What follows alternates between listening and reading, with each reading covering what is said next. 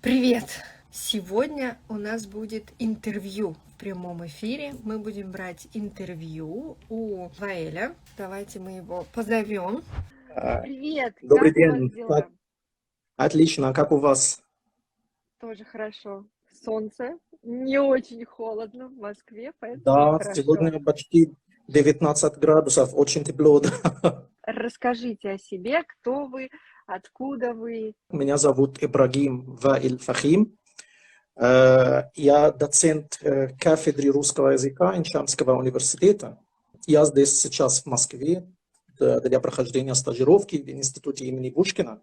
Например, вы хотите, когда я начал изучать русский язык, тогда это было в конце 90-х годов. Я поступил на факультет иностранных языков Аль-Альсун в Каире. Бакалавриат на 4 года. После этого и закончил. Сначала после бакалавриата я поступил на военную службу на 3 года как офицер, потому что у нас такая система. Те парни, потому что у нас нет женщин в армии, те мужчины, которые заканчивают высшее образование, у них просто 2 варианта. Либо они поступают как офицер на 3 года, или на 1 год как солдат. Но меня выбрали как офицера, я поступил на 3 года. После этого я закончил военную службу и закончил магистратуру, тоже 3 года. После этого сразу после магистратуры я закончил аспирантуру, еще 3 года. А сейчас я уже доцент на кафедре русского языка Инчанского университета. Давайте теперь немножко подробнее. Насколько я поняла, сначала вы учились на факультете русского языка, да? То есть, изучали русский Не язык на факультете русского факультете языка, иностранных языков, да, да. но кафедра И русского 4 языка. года, да, и 4 Да. года вы изучали русский язык в Точно, Египте, да. в Каире. Да. Интересно, в Египте, в Каире у вас были русские преподаватели? У нас на кафедре есть только 1 русский преподаватель. Сейчас именно есть, и когда я был студентом, тоже у нас была преподавательница, но всего только 1, не больше этого. Конечно, мы хотим побольше, но вы знаете, что финансы так не разрешают, не позволяют просто. Но у нас по факту 1 преподаватель русский. Он уже сейчас преподает у нас почти 6 или 7 лет сейчас. Так, Даже он, я не хочу сказать, хорошо знает арабский, но нормально говорит на арабском, можно сказать сейчас. Да.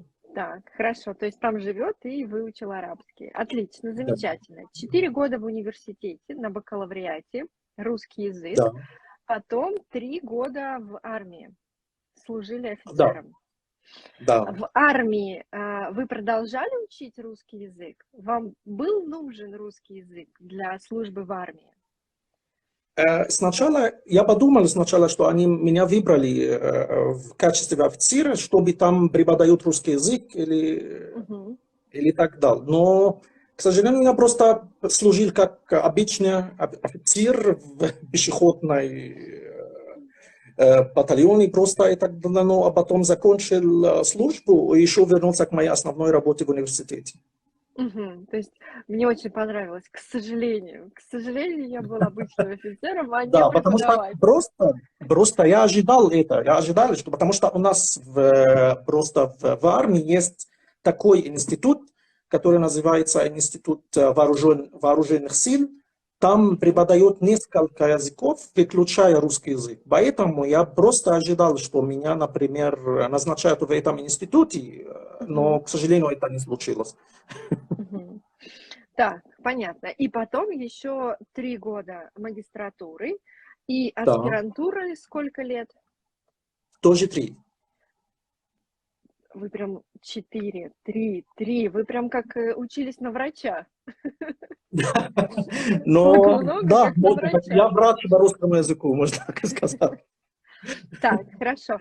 И вот самый интересный вопрос, мне кажется, этим вопросом задаются все преподаватели русского языка и все, кто видит людей, которые изучают русский язык.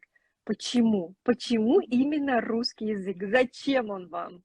Говорю я, русская. Да, конечно. Меня все время задают этот вопрос, но потому что я все время попробовал, честно говоря, говорить, но, честно, это было или не из-за, но по финансовым причинам просто. В это время, когда я начал изучать русский язык, был, можно сказать, начало сильного потока русских туристов. Поэтому, можно сказать, в это время те, которые знают русский язык, было очень редко, или тех, которые знают русский язык, было очень редко. Поэтому это была хорошая возможность работать и зарабатывать хорошие деньги. Но когда я поступил, конечно, я познакомился с языком, было и другое дело. Не только и деньги, но еще тоже я, можно сказать, влюбился в русский язык.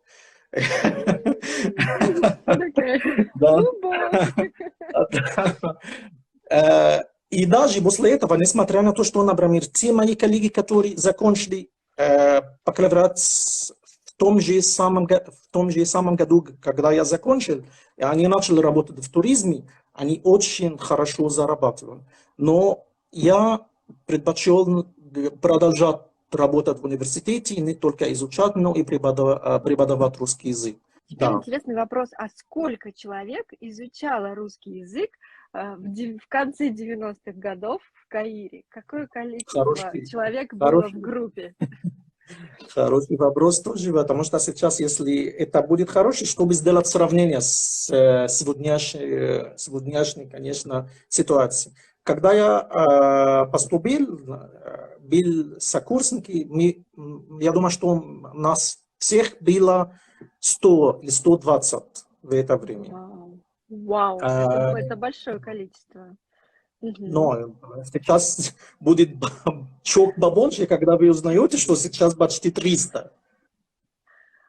300 человек каждый год набирается? Да, каждый год поступает на нашу кафедру. Это очень большое количество. Но есть, конечно, повод или причина для этого. Я думаю, что сейчас есть очень сильный спрос на наших выпускников или русскоговорящих вообще. Потому что, как вы знаете, сначала, конечно, туризм, и кроме туризма, если туризм был только в прошедшем времени, или раньше, если можно так сказать, но сейчас не только туризм. Сейчас, как вы знаете, у нас Российская Федерация сейчас помогает нам построить атомную энергостанцию у нас на севере Египта. Еще у нас тоже сейчас тоже создается и российская свободная зона на Суэцком канале. Поэтому есть и много вакансий, если можно так сказать. Даже я хочу сказать вам, что не только выпускники работают, но даже сейчас студенты, которые еще не закончили учебу, но есть вакансии даже для тех, которые не закончили. Можно сказать, что у вас были очень хорошие преподаватели, или вы были очень способные студенты, и за 4 года вы хорошо выучили язык. Но я думаю, что даже многие будут спрашивать, трудно ли было учить? Я думаю, что если сравниваем с арабским языком, я думаю, что он легче. Поэтому, если у тебя родной язык это арабский, тогда русский не так сложно. А вот интересно, давайте теперь перейдем в следующий этап. Первые 4 года так посмотрели, остановились. Следующие 6 лет это уже ваша такая научная работа. И насколько я понимаю, наука, вы занимаетесь наукой именно по русскому языку. Или вы сравниваете русский и арабский языки? Если, конечно, это у нас по-разному. Конечно, есть у некоторых моих коллег, они только сосредоточатся на русском языке, но я сам предпочитаю не почти во всех моих научных работах я работал в сопоставительном аспекте. То есть сравнивать. сопоставление с арабским, да, с арабским языком. Например, даже моя кандидатская диссертация, эта тема была прецедентные имена в русском и арабском языках на материале прессы. Поэтому даже самая последняя статья для меня, которая только что принята к публикации в Песник Руден, это тоже было метафоризация топонимов в русском и арабском языках на материале российской и арабской прессы. Поэтому все мои научные работы, да, в сопоставительном аспекте, но я не предоставляю всех моих коллег. Есть другие коллеги, которые побольше работают именно над русским языком. Отлично. То есть я правильно понимаю, что вы и преподаватель русского языка, и преподаватель арабского языка у себя в университете в Египте? Нет, я только преподаватель русского языка, потому что просто у нас арабский язык сложный, это специальность. У меня нет такой специальности, конечно. Я сам даже ошибаюсь в арабском языке, когда мы говорим. Да, это бывает. Да, поэтому я думаю, что у вас то же самое даже. У вас, если ты хочешь, если вы хотите быть, например, хорошим преподавателем русского языка, я думаю, что надо, чтобы русский язык был вашей специальностью просто. Не просто потому, что ты носитель русского языка, это не значит, что ты хорошо преподаешь русский язык. Ну, насколько я понимаю, русский язык достаточно популярный в Египте. Да, если даже с научной точки зрения много людей, вы говорите, что вы не один, у вас много ваших коллег, кто занимается русским языком. Интересно, как даже вот как вопрос так поставить, интересно, что больше всего удивляет египтян в русском менталитете, потому что язык и менталитет все-таки они связаны. И, может быть, от языка вы смотрите на менталитет. Что удивляет египтян в русских? И что отражается в языке?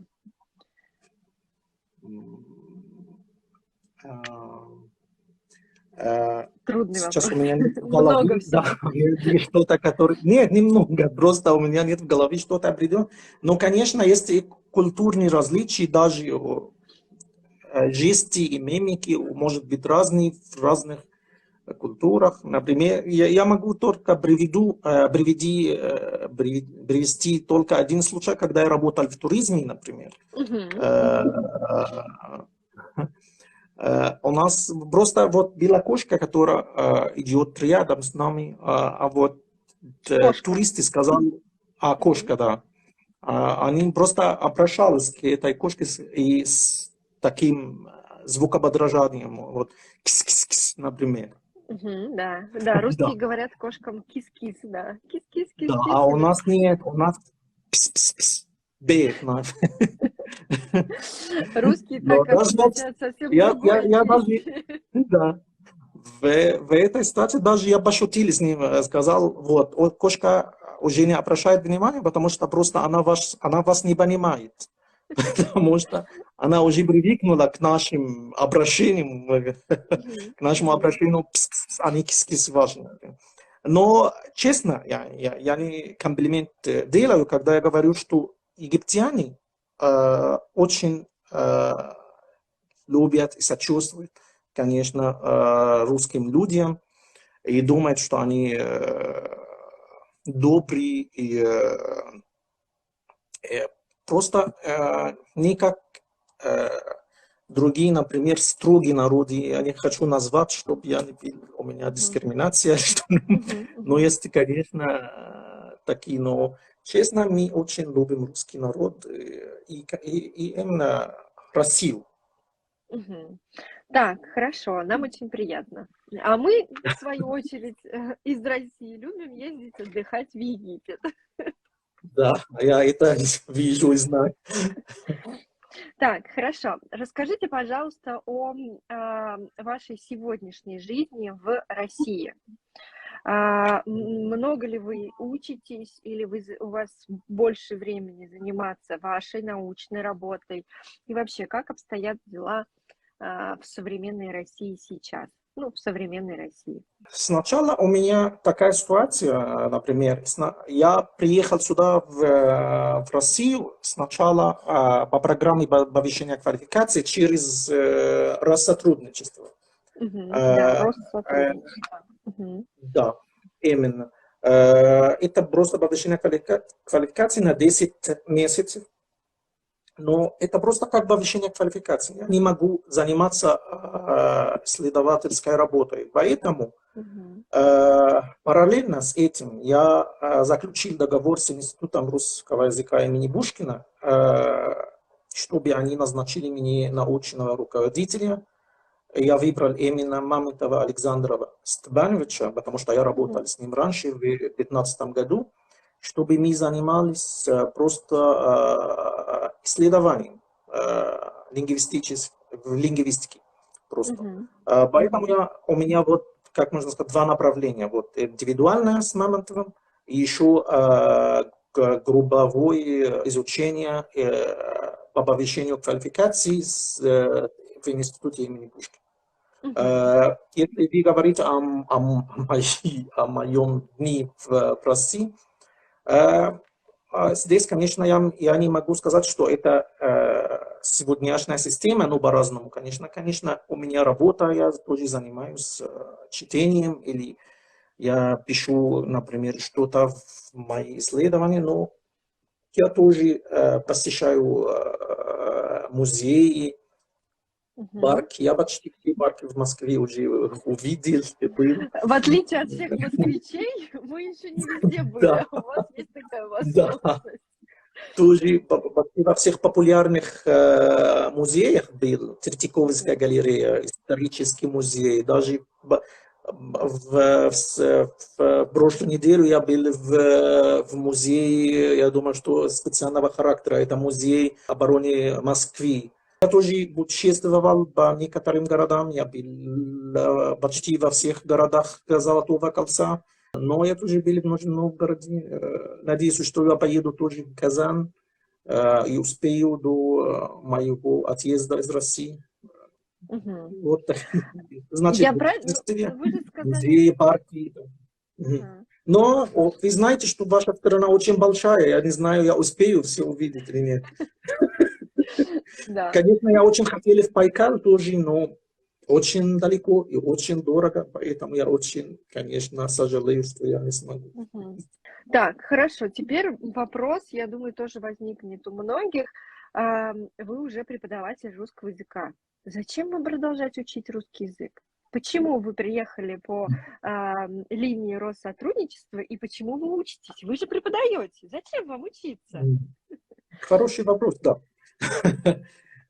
Сначала, если тоже открыто говорить, это сначала, можно сказать, это по прагматическим целям сначала. Потому что у нас, если я хочу повыситься по работе, например, я уже сейчас доцент, если я хочу стать профессором, тогда мне надо написать как минимум 6 статей, которые опубликуются в хороших журналах. Даже Именно сейчас в у нас требуется... журналах. Не именно в российском, но самое главное, или можно сказать лучше, если они в Scopus, например. Если они в факт, тогда это тоже хорошо. Но если в Scopus, тогда это будет лучший, конечно, или самый лучший вариант. Поэтому, кстати, самая последняя статья, это, которая в Вестник Рудин уже выключается в Scopus. Поэтому это хорошо для меня. Да.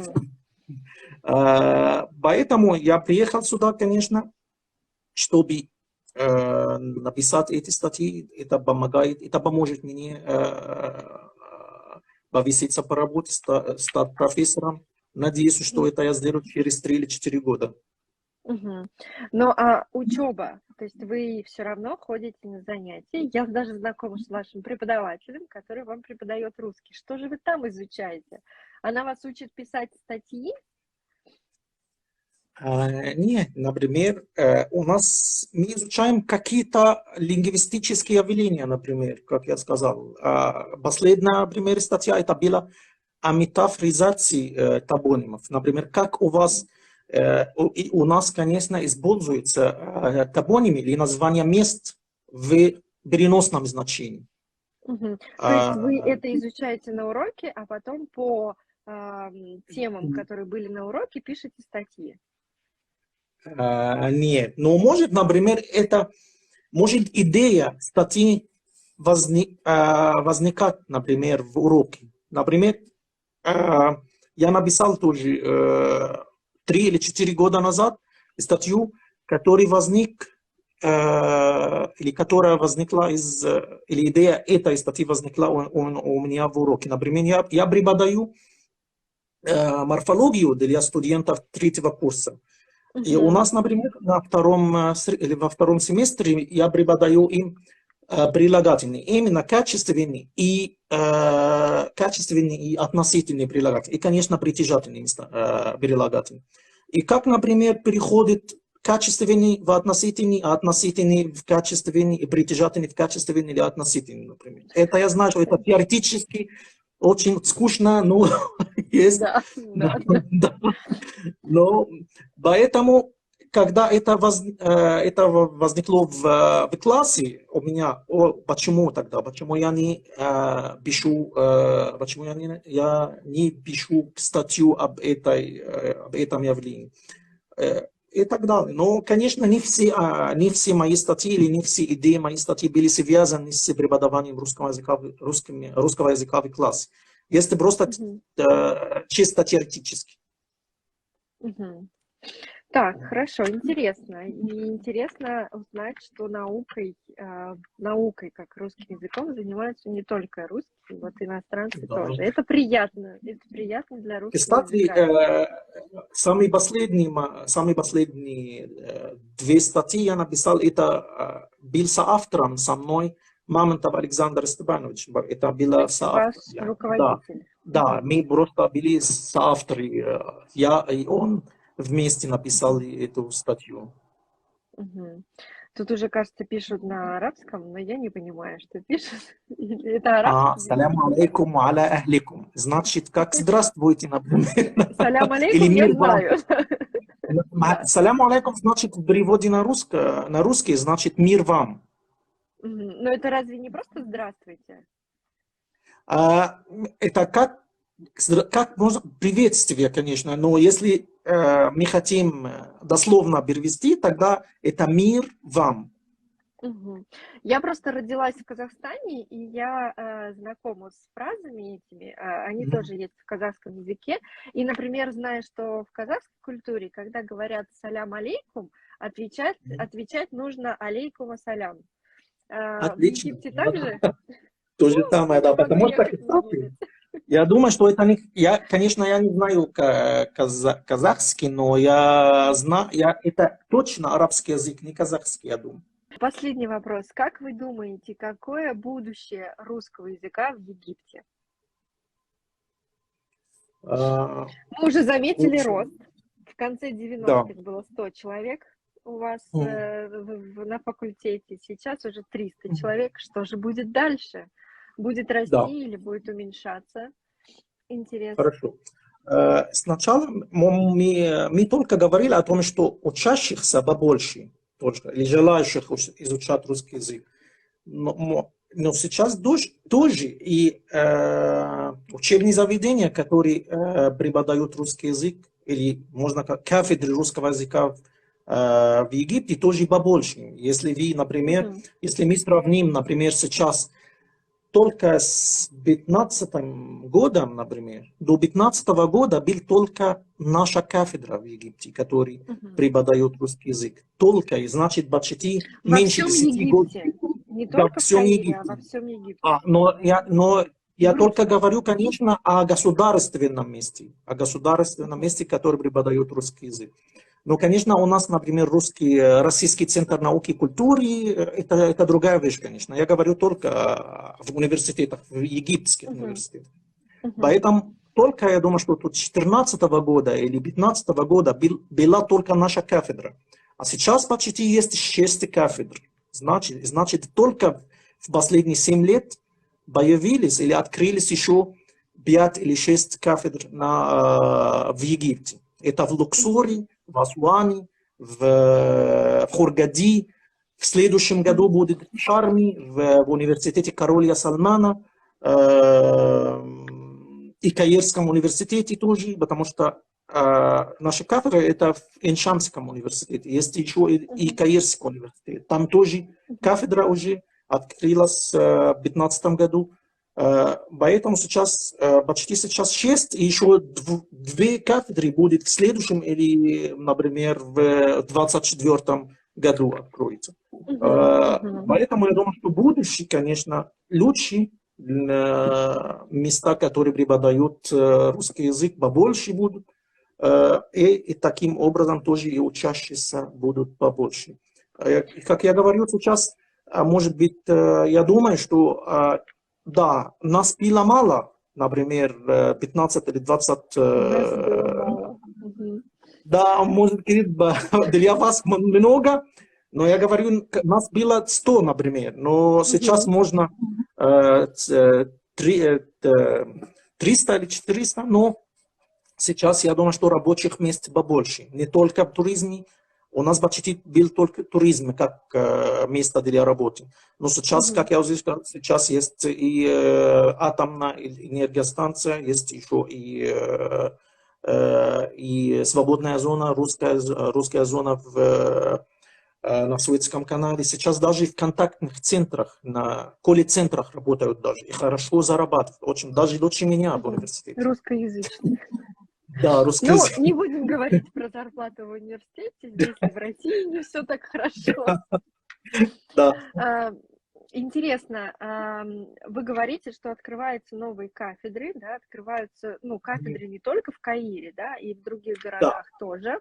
Да. И интересно, значит, много русских преподавателей приезжают в Египет? Или все-таки по-прежнему преподают в основном египтяне русский язык? Это хороший вопрос, потому что если мы говорили только о хорошей стране истории, сейчас надо говорить о плохой стране истории, если это говорить. Потому что, к сожалению, да, преподаватели русского языка, которые, здесь я имею в виду те, которые получили ученую степень, просто как кандидаты наук или даже магистры и так далее. Мало, не так много. Поэтому до сих пор даже на этих кафедрах, на которые я указал или упомянул раньше, почти наши преподаватели кафедры русского языка Эншамского университета работают там. Даже. Только в разных городах, в разных факультетах. Да, да. У нас такая система, но, конечно, это не хватит для всех этих кафедр, конечно. И до сих пор, кстати, только на нашей кафедре могут получить ученую степень кандидата и магистра и так далее. В других или на других кафедрах это невозможно. Только у нас кафедра, потому что наша кафедра очень древняя, у нас, конечно, очень хорошие преподаватели, профессора, поэтому они могут стать научными руководителями желающих, которые хотят, например, закончить аспирантуру или магистратуру и так далее. Поэтому у нас тоже на кафедре единственное место, где можно получить ученую степень кандидата или магистра и так далее, в русском языке, да.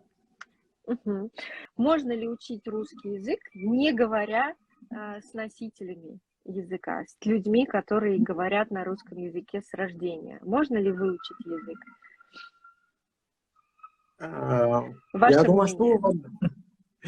Я думаю, что можно, конечно. Это не желательно, не хорошо, не самый хороший вариант, но я думаю, что можно. Потому что мы сами так изучали русский язык, даже если в начале. Но конечно, без общения, без знакомства с носителем языка, это нехорошо. Я не хочу сказать невозможно, но теоретически возможно, да. Теоретически возможно, но практика нужна. Да, да, конечно, очень, очень нужна, да, конечно. Так, ну хорошо, спасибо большое, Ваэль. Было очень приятно узнать. Да, я тоже был очень рад и счастлив быть с вами сегодня, конечно. И я хочу поблагодарить тебя за эту возможность. И конечно, очень рад нашему знакомству, конечно. Все, на такой хорошей ноте заканчиваем наше интервью.